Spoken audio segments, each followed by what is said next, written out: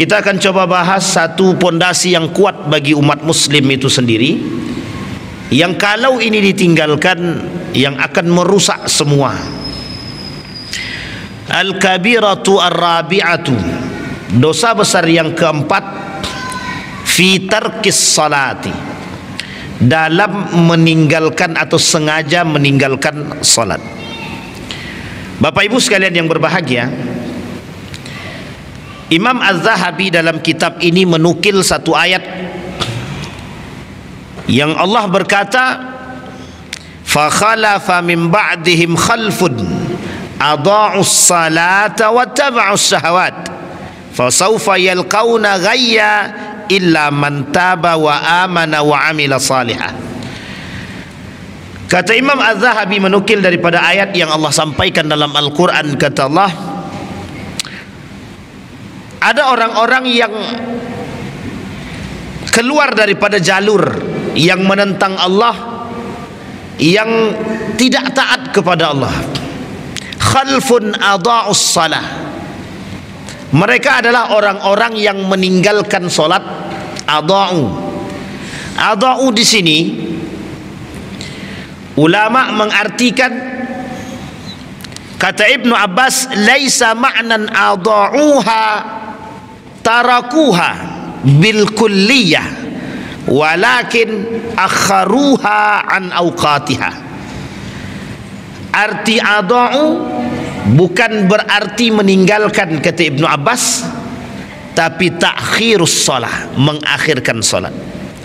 Judul kita tadi adalah dosa besar yang keempat itu adalah meninggalkan salat. Meninggalkan salat. Dalam poin ini, persoalan ini, Imam Az-Zahabi menukil ayat tadi. Kata Imam Az-Zahabi, kemudian diperkuat oleh Ibnu Abbas, ada kalimat di dalam ayat tersebut, adha'us shalah, orang yang keluar daripada jalur ketaatan kepada Allah. Satu di antaranya adalah adha'us shalah. Adha'us shalah ikhtalafal ulama ala ma'nan hadhihi. Para ulama berbeda pendapat dalam maksud adha'u. Yang satu mengatakan taraku, yang satu mengatakan adha'u itu artinya meninggalkan, yang satu lagi mengatakan akhiru atau ta'khirus shalah. Bapak Ibu sekalian yang berbahagia, pada makna yang pertama, adha'u diartikan sebagai meninggalkan salat. Maka kata Allah, barang siapa yang meninggalkan salat wattaba'us syahawat, dan dia mengikuti syahwat dia, fasawfa yalqauna ghayya illa man taba wa amana wa amila salihah. Mereka akan mendapatkan ujian dan azab dari Allah kecuali mereka bertaubat. Illa man taba, bertaubat, wa amana, dan beriman, wa amila amalan salihah, dan melakukan perbuatan yang baik, yang saleh. Tapi kata Ibnu Abbas, itu bukan berarti meninggalkan, tapi lebih tepatnya ta'khirus shalah, mengakhirkan salat. Apa maksud mengakhirkan salat? Disebutkan di sini. Wa qala Sa'id bin Musayyab, imamut tabi'in rahimahullah, wa huwa adla yusalli zuhra hatta ya'ti al-asr. Dia tidak melaksanakan salat zuhur sampai mendekat waktu asar. Inilah yang disebut dengan takhir, yang oleh Ibnu Abbas diartikan adha'u, bukan taraku. Berarti kalau diartikan dia takhirus shalah, masih salat dia. Tapi kalau diartikan meninggalkan, berarti sama sekali tidak salat. Dan ini berbeda. Yang mentakhirkan salat saja, para ulama mengatakan yang mendapatkan ancaman yang pedih dari Allah, apalagi yang meninggalkan salat. Di dalam ayat yang lain, Allah berkata, kata Allah dalam firman-Nya, ma salakakum fi saqar lam nakum minal musallin wa lam nakun nut'imul miskin. Mengapa kalian masuk dalam neraka sakar?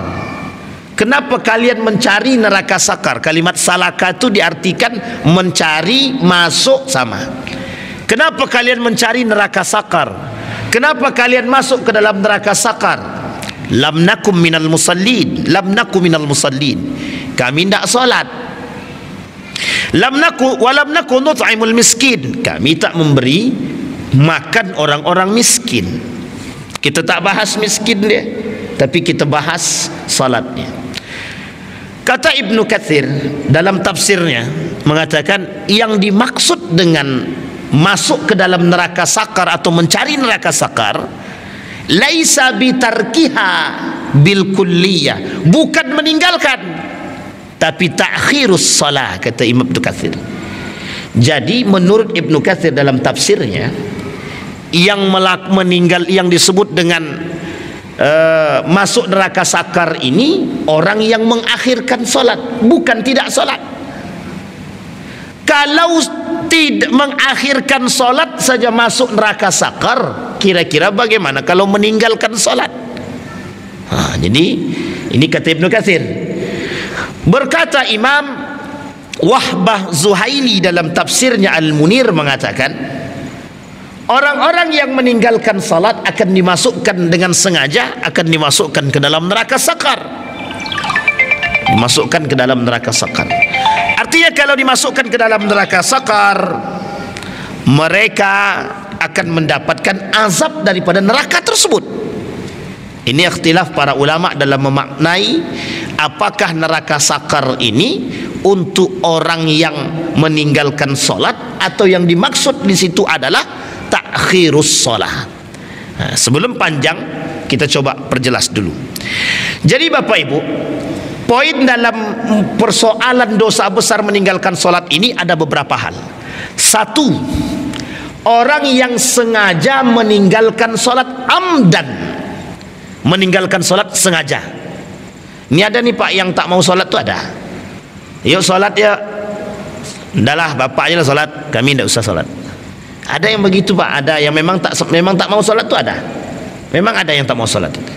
Yang kedua, ada orang yang meninggalkan solat tapi terpaksa atau ada uzur.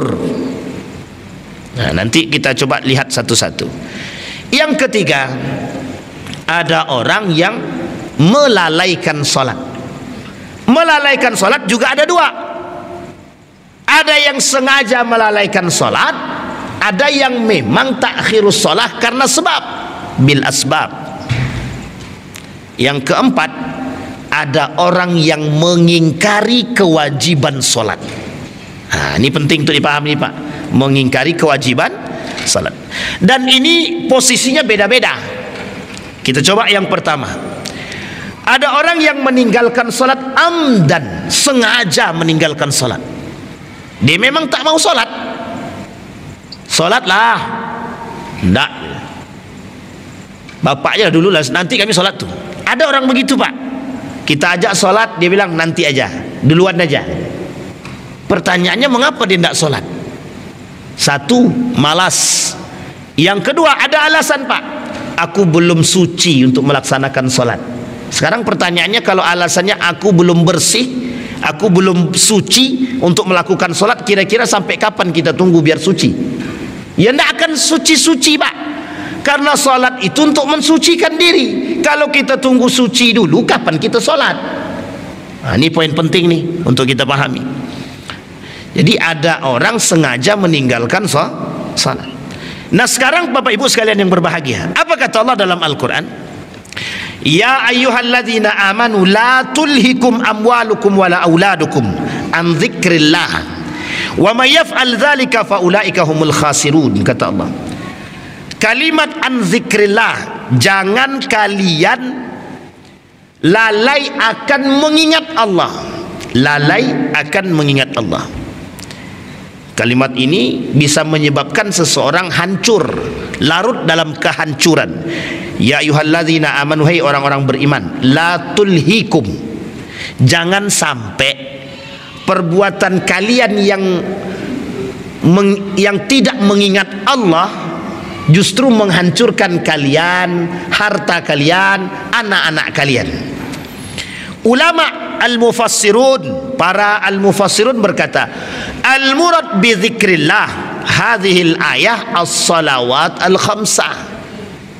Kata para ulama ahli mufassirin, orang-orang mufassir mengatakan yang disebut dengan la tulhikum wala auladukum an dzikrillah, jangan sampai kalian dihancurkan gara-gara tidak mengingat Allah. Tidak mengingat Allah di sini, kata para mufassirun, dalam ayat ini itu disebutkan dengan solat 5 waktu. Artinya bagaimana Ustaz? Artinya jangan sampai kalian lalai dengan solat, jangan sampai kalian meninggalkan solat. Jika meninggalkan solat atau lalai dengan solat, Allah hancurkan kalian, Allah hancurkan keluarga kalian, Allah hancurkan anak-anak kalian, Allah akan hancurkan harta kalian. Ini kalimat teksnya begitu. Jangan sampai karena kita meninggalkan solat, Allah hancurkan rumah tangga, Allah hancurkan harta, Allah hancurkan keluarga kita, Allah hancurkan anak-anak dan generasi kita. Nah, nanti kita jelasin Pak. Kata para ulama, zikrillah di situ artinya meninggalkan solat. Zikir kepada Allah di situ diartikan as-salawatul khamsah. Artinya solat 5 waktu. Artinya Bapak Ibu sekalian yang berbahagia, kata Allah, wa may yaf'al dzalika faulaika humul khasirun. Yang melakukan perbuatan tersebut itulah orang-orang yang merugi. Pertanyaannya, siapa yang merugi dan merugi seperti apa? Satu, Allah tak mau melihat mereka. Yang kedua, bagi mereka azab yang sangat pedih. Yang ketiga, Allah janjikan bagi mereka neraka. Yang keempat, Allah cabut keberkahan dalam rumah tangga mereka. Jadi ancaman bagi orang yang meninggalkan solat dengan sengaja itu semuanya Allah cabut. Tapi Ustaz, ada orang tidak solat tapi rumah tangganya baik-baik aja. Belum hancur. Ntar hancur sendiri Pak, tak perlu. Allah tidak akan mungkin dusta dengan perkataannya. Ada orang tidak sholat, tidak puasa dia, tapi rumah tangganya baik, itu tinggal tunggu tanggal main. Kapan tanggal main? Allah akan hancurkan pada saatnya Pak. Jadi kalau bahasa lainnya istidraj. Istidraj. Apa itu istidraj? Dikasih dulu, disayang sama tani, ambil. Butuh dunia, ambil. Tidak sholat tidak apa-apa, tapi rezeki melimpah tidak apa-apa, ambil. Ini sama dengan halnya ada orang berangkat umroh. Setelah berangkat umroh pulang dari situ terbuka. Yang tadinya pakai menutup aurat, setelah umroh dia buka auratnya. Makin banyak datang daripada orderan dia. Loh, kok bisa? Dia bermaksiat tapi kok orderan makin banyak. Kata Allah, akhadnahum baghtatan. Kelak akan kami angkat dari mereka sedikit demi sedikit dan akan kami hancurkan mereka sekalian. Jadi bahasa lainnya istidraj. Ini penting untuk dipahami. Jadi jangan dikira salat itu tidak penting. Salat ini Pak, tonggak segalanya. Satu ketika ada perdebatan para ulama. Kata para ulama menunjuk daripada hadis Nabi, man taraka shalah faqad kafara, yang meninggalkan salat dengan sengaja kafir, kata dia. Al ahdu bainana wa bainahu as-salah. Perbedaan kita dengan orang kafir itu satu saja, salat. Jadi kalau ada yang tak salat, boleh kami panggil kafir Pak Ustaz. Itu pula masalahnya. Dipanggil kafir tidak, tapi nilainya sama dengan orang kafir. Dia tak keluar daripada Islam, memang tidak murtad, tidak keluar daripada Islam, tapi apapun yang dia buat sama sekali tak bernilai di sisi Allah, sama sekali tak bernilai. Justru kalau dia tak solat, dia tidak ada bedanya dengan orang kafir. Hanya saja pembedanya, orang kafir tidak mengucapkan syahadat, dia mengucapkan syahadat, itu saja. Tapi semua perbuatan yang dia buat sama halnya dengan kekafiran orang kafir, tak ada manfaat di sisi Allah sama sekali. Ini poin penting Pak. Tapi kata Syekh Mutawalli Sya'rawi, kalau dia puasa tapi dia tak solat, maka dia keluar daripada kewajiban solat sahaja, sementara puasa dia masih dapat. Jadi kata Syekh Mutawalli Sya'rawi, dua hal ini berbeda, dipisah. Tapi kata para ulama yang lain termasuk Imam Az-Zahabi mengatakan tidak begitu. Kalau mereka tidak solat, apapun ibadah yang mereka buat tidak Allah terima. Sedekahnya tak Allah terima, puasanya tak Allah terima, berbuat baik dia sama manusia secara hubungan sosial masyarakat tidak Allah terima pahalanya. Nah, jadi semuanya tak Allah terima, Pak. Apapun perbuatan baik yang kita lakukan, kalau kita tak solat tidak Allah terima. Bahkan kata Nabi dalam hadis yang lain itu, ada 5 hal yang yubtilna al-asyam, yuftirna asyam. Ada 5 perkara yang bisa menghapus pahala puasa. Satu di antaranya adalah solat, tarkus solat, meninggalkan solat. Nah, ini kalau yang sengaja meninggalkan solat. Sekarang Pak Ustaz, ada orang yang tidak sengaja meninggalkan solat. Contohnya rufi al-qalam, orang-orang yang memang mereka dalam tidurnya kebablasan, alarm sudah dihidupkan, dipanggil sudah, diteriakin sudah, disiram sudah, tak juga bangun-bangun. Nah, berarti Bapak Ibu perlu tengok mati atau tidak orang tu. Nah, takutnya tak bangun-bangun mati dia, disiram air sudah, alarm besar tak juga hidup. Itu perlu son horek di telinganya itu. Nah, taruh son horek di telinganya itu mungkin kebangun dia itu. Nah, sampai sini paham ya Bapak Ibu ya. Ada orang yang tidur kebablasan, alarm sudah dihidupkan, tiba-tiba tetap terbangunnya jam 8 atau jam 9 pagi dan dia belum sholat subuh. Padahal alarm sudah dibangunkan sudah, tapi tetap tidak terbangun. Maka yang seperti ini Pak disebut dengan rufi al-qalam. Dia posisinya adalah sampai dia terbangun. Maka kata para ulama, kalau dia bangun jam berapapun dia bangun, langsung sholat jam berapapun. Pertanyaannya adalah, orang yang terbangun sholat subuhnya jam 8 karena baru bangun atau baru terbangun, alarm sudah dibangunkan sudah tapi tak bangun, tapi baru terbangun di jam 8 baru langsung sholat dia, kira-kira salah apa tidak? Salah apa tidak Bapak Ibu? Ini tak ada suara nih. Salah apa betul? Salah tapi tak berdosa. Salah tapi tak berdosa.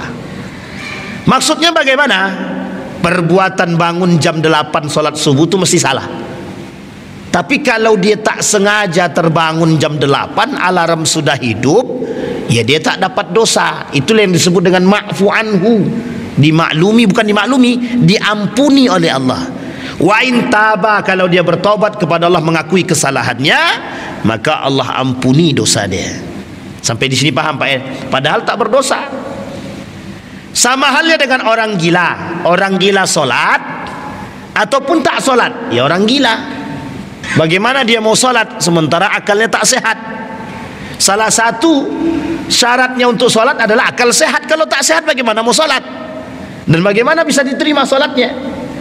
Hatta yaqilu, sampai dia berakal. Orang gila sampai dia sadar daripada kegilaannya. Sabi hatta yablug, anak kecil sampai dia balik. Nah, ini sama Pak. Jadi anak kecil itu kalau sholat yang belum balik dia, nah, maka dia tak ada pahala dia Pak. Cuma ada pendidikan besar bagi diri dia. Nah, nanti disampaikan Nabi itu, mata yu'maru as-sabi bis shalah, kapan anak kecil itu harus diperintahkan sholat. Nanti disampaikan sama Nabi di situ. Sampai di sini bisa dipahami Bapak Ibu ya. Jadi poin yang kedua tadi, ada orang yang sholat, yang meninggalkan sholat tapi tidak sengaja, disebabkan karena faktor tadi. Kalau bagaimana kalau orang itu lupa Pak Ustaz? Dia tak dengar azan tapi dia lupa dengan waktu sholatnya, sampai dia sadar langsung melaksanakan sholat. Misal dia baru teringat sudah sholat asar, pas azan asar dia baru ingat bahwa dia belum sholat zuhur. Bagaimana? Kata sebagian para ulama, orang lupa tidak bisa dihakimi Pak.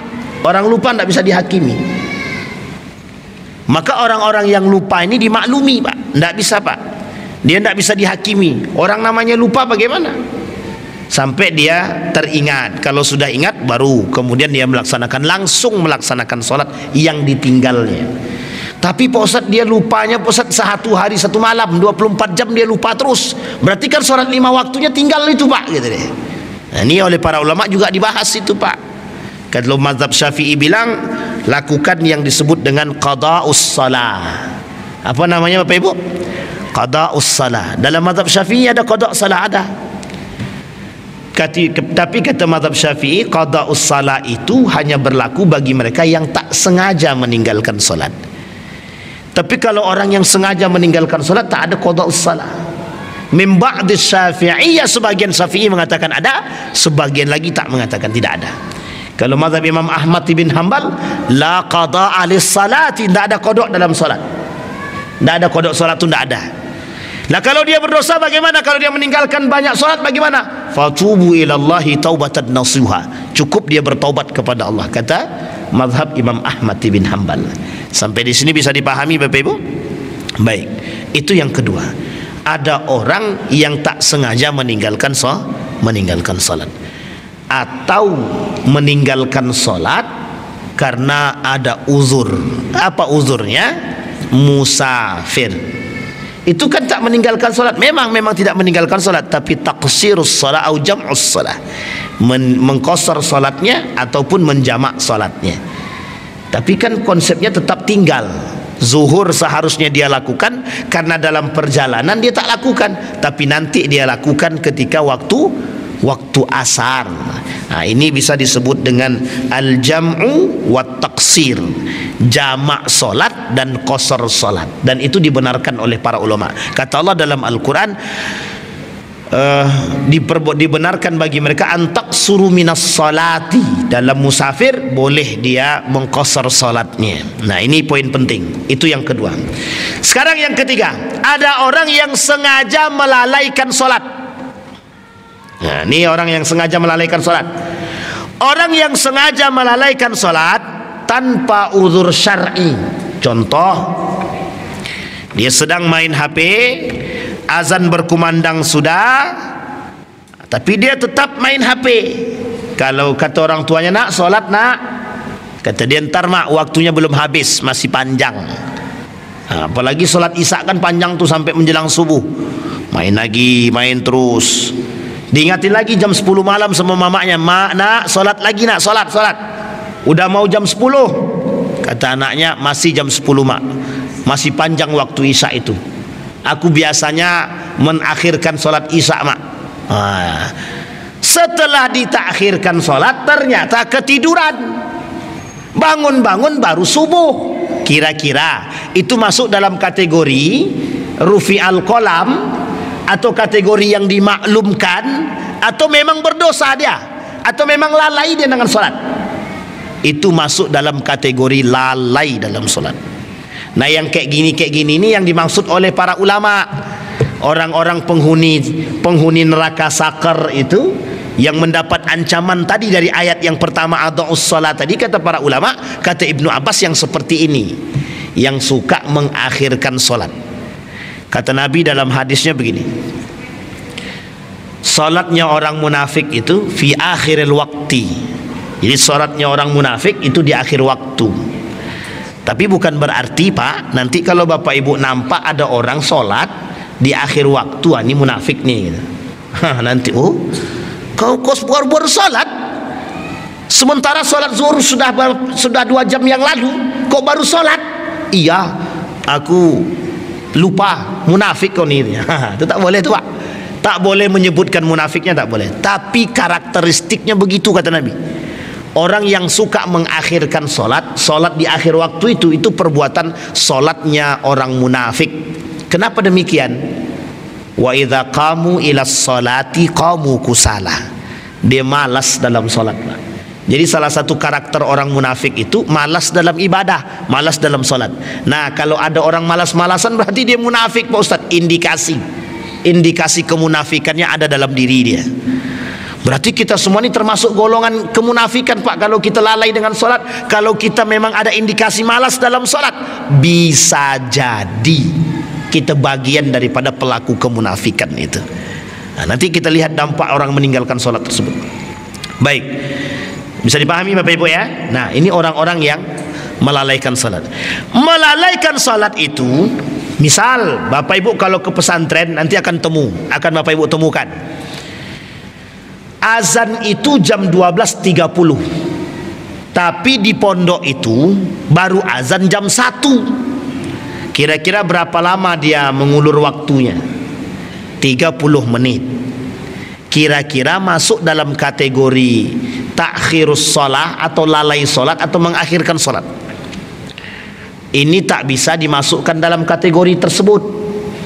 Ada yang disebut oleh para ulama as-salatu fil mi'at was-salatu fil mu'ayyad. Ada salat di waktu yang tepat, ada salat di tepat waktu.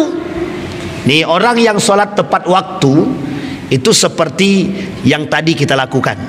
Allahu Akbar, azan maghrib.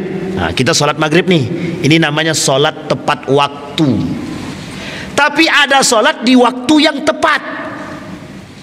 Apa itu? Salat zuhur di waktu zuhur. Kalau salat zuhur di waktu asar, waktunya tepat enggak tuh? Enggak. Kata para ulama, yang tadi, kayak yang tadi yang dilakukan oleh pesantren tadi, itu tak masuk dalam kategori lalai salat, karena tidak masuk juga dalam kategori takhirus shalah. Nah, ini kita ambil satu sejarah Bapak Ibu. Dulu di Jawa itu salat asar itu jam 3.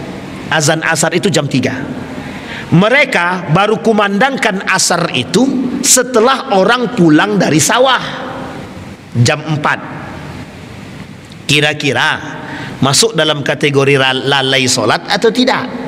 Nah, ini poin penting. Sehingga ini Bapak Ibu tidak bisa dijadikan satu alasan yang kuat untuk mengatakan apakah ini yang disebut dengan ta'khirus salat atau bukan.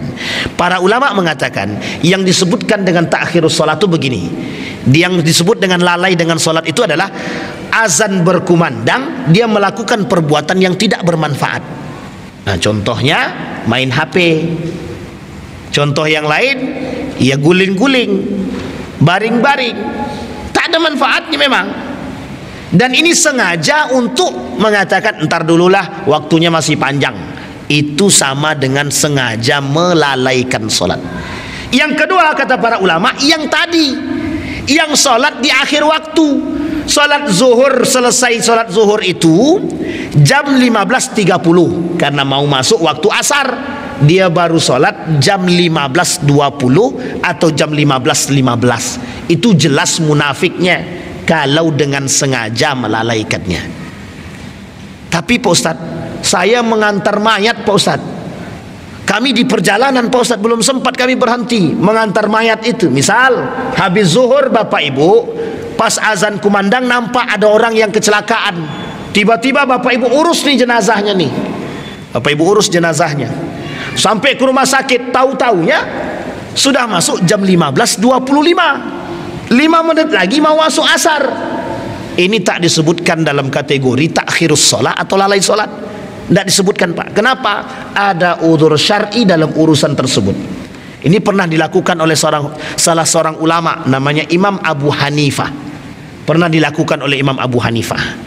Jadi ketika dia sedang azan berkumandang, dia berwudu siap-siap mau laksanakan salat zuhur. Tiba-tiba terdengar di kampung sebelah ada yang meninggal dan tidak ada yang bisa memandikan.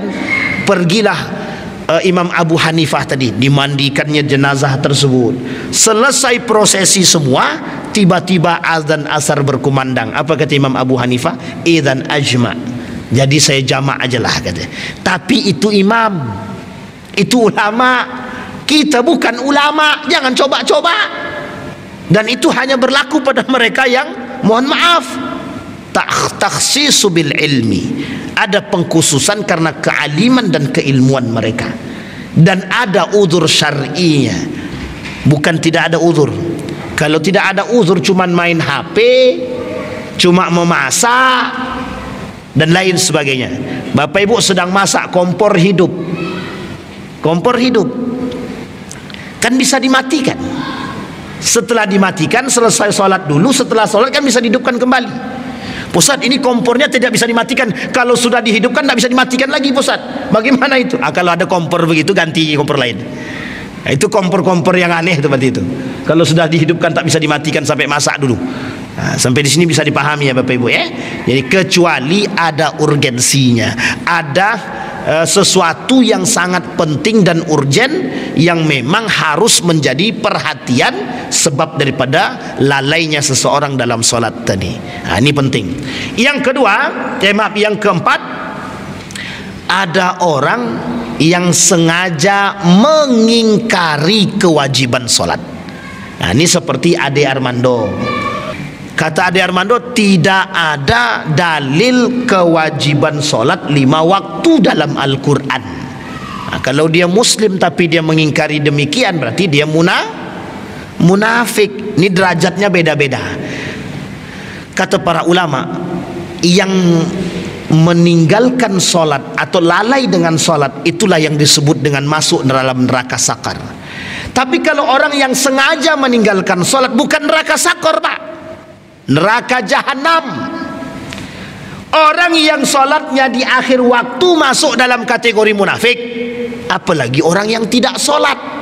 Sementara orang munafik oleh Allah disebutkan dalam Al-Quran, fid darkil asfal minan nar, innallaha jami'al munafiqin wal kafirina fi jahannama jami'an.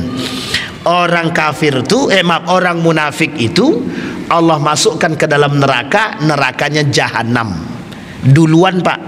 Jami'al munafiqin wal kafirin. Orang munafik dulu masuk neraka jahanam, baru orang kafir. Apa sebab kemunafikan mereka? Banyak Pak. Salat 5 waktu di akhir terus, malas-malas dalam salat, Allah dah sebutkan itu. Berkhianat kepada Allah dan Rasulnya, orang-orang munafik. Bahkan Allah turunkan satu surat khusus, nama suratnya adalah surat Al-Munafiqun. Sampai di sini bisa dipahami Bapak Ibu ya. Jadi Bapak Ibu, orang yang meninggalkan salat dengan sengaja, itu sebenarnya kata para ulama, sebagian ulama mengatakan mereka bukan masuk dalam neraka sakar, tapi mereka masuk dalam neraka jahanam. Sejalan kenapa demikian? Kata para ulama, orang yang melalaikan solat saja, solat di akhir waktu saja kategorinya munafik, afqalu alal munafiqin, atau salatul munafik fi akhiril waqti. Apa tak lagi kalau dia tak solat? Lah yang melalaikan solat saja munafik, kalau meninggalkan solat apa? Maka disampaikan sama Nabi, dipertegas sama Nabi, faman tarakas salah faqad kafara. Orang yang sengaja meninggalkan solat, mereka kafir. Dipertegas lagi oleh Nabi, al-ahdu bainana wa bainahum tarikus salah faman tarakaha faqad kafara, kata Nabi. Perbedaan kita dengan orang kafir adalah meninggalkan solat. Berarti kalau mereka meninggalkan solat, berarti tandanya mereka kafir. Ini juga diperdebatkan oleh para ulama. Kata para ulama, yang dimaksud dengan hal tersebut adalah yang sengaja mengingkari kewajiban solat, baru bisa dikatakan kafir. Tapi majmu'ul ulama, jumhur ulama mengatakan orang yang meninggalkan solat dengan sengaja masuk dalam kategori pelaku kekufuran. Apa yang dimaksud dengan pelaku kekufuran itu? Kata para ulama, pelaku kekufuran itu adalah mereka beribadah tapi tak bernilai di sisi Allah, karena mereka sama dengan orang-orang kafir. Orang kafir kalau berbuat, misal Bapak Ibu datang ke toko-toko orang kafir, masih mending Pak, lebih baik kami belanja di toko kafir itu, barangnya murah, orangnya ramah. Kemudian Pak masuk dalam toko muslim, masuk toko muslim sudahlah mahal, wajahnya pun cemberut. Bapak Ibu pilih mana? Pilih masuk toko mana? Muslim cemberut, kafir tersenyum. Pilih toko mana? Pilih toko muslim cemberut atau pilih kafir tersenyum? Kalau bisa cari pilihan yang ketiga, muslim tersenyum, bukan muslim yang cemberut. Ini ada contoh lain. Bapak Ibu lebih pilih mana? Masuk rumah sakit non muslim tapi ramah, atau masuk rumah sakit muslim tapi cuek? Ini kan yang sering tersebar. Ini Bapak Ibu saya kasih tahu, Ini gaya berpikir seperti ini adalah gaya berpikirnya orang-orang liberal yang terlalu, yang suka mengadu domba, yang suka mendiskreditkan orang-orang Islam, seolah-olah Muslim itu buruk. Pokoknya lebih baik masuk rumah sakit Kristen. Di situ kalau masuk rumah sakit itu damai, kami pelayanannya bagus. Masuk rumah sakit Muslim tak ada bagus-bagusnya, cemberut aja bawanya gitu. Nah, ini yang seperti ini harus kita lawan juga dan harus diperhatikan baik-baik. Nah, kembali kepada poin tadi Bapak Ibu. Nah, Bapak Ibu sekalian yang berbahagia, kata baginda Nabi Muhammad SAW, persoalan solat ini, kata para ulama, persoalan solat ini persoalan sensitif yang membedakan kita dengan orang kafir. Jadi orang kafir, sebaik-baiknya kafir, kalau dia tidak mati dalam keadaan Islam, mati masuk neraka. Seburuk-buruknya Muslim, seburuk-buruknya Muslim, kalau dia tidak mati dalam keadaan kafir, mati masuk surga. Saya ulangi sekali lagi Bapak Ibu, sebaik-baiknya kafir, kalau dia tidak mati dalam keadaan Muslim, mati masuk neraka. Jadi sebaik-baiknya apapun kebaikan yang dia buat, seburuk-buruknya Muslim, seburuk-buruknya Muslim, kalau dia tidak mati dalam keadaan kafir, tidak meninggal, tidak wafat dalam keadaan kafir, maka dia mati masuk dalam surga. Nah, ini poin penting Pak. Perbedaannya di mana? Hanya terletak pada kekufuran dan kekafiran saja. Umat Muslim bersyahadat gerbang yang mengucapkan la ilaha illallah, sementara kafir tak, mereka tidak mengakui. Nah, orang yang tidak sholat itu sama dengan orang kafir tadi. Apapun yang dia buat tak ada nilai sama sekali. Nah, maka Bapak Ibu, maksud kafaro di situ kata Nabi adalah kufur. Apa kufur itu? Apapun yang dia lakukan sama sekali tak bernilai di sisi Allah, tak bernilai di sisi Allah. Tapi berarti kami Ustaz, itu ada tetangga kami Ustaz, rajin dia sedekah Ustaz, tapi dia tak pernah sholat Ustaz. Nah, jadi sholat yang dia tinggalkan itu menghapus ibadah sedekah dia. Secara kemanusiaan dia dapat, tapi secara hukum Allah dia tak dapat sama sekali. Sampai di sini bisa dipahami Bapak Ibu ya. Baik, insyaallah kita lanjutkan di pertemuan yang akan datang. Ada hal-hal yang lain daripada khamsu karamatin wa khamasta'asar. Ada 5 kelebihan orang yang solat 5 waktu, rajin solat. Dan ada juga orang-orang 15 ancaman Allah bagi mereka yang sengaja meninggalkan solat atau lalai daripada solatnya. InsyaAllah kita bahas di pertemuan yang akan datang. Mudah-mudahan ada manfaat bagi kita semua. Mudah-mudahan bisa menambah keimanan kita dan tetap istiqamah dalam menjaga salat kita. InsyaAllah kita mati dalam keadaan menjaga salat dan husnul khatimah. Amin ya rabbal alamin. Fa'tabiru ya ulil absar la'allakum tuflihun. Assalamualaikum warahmatullahi wabarakatuh.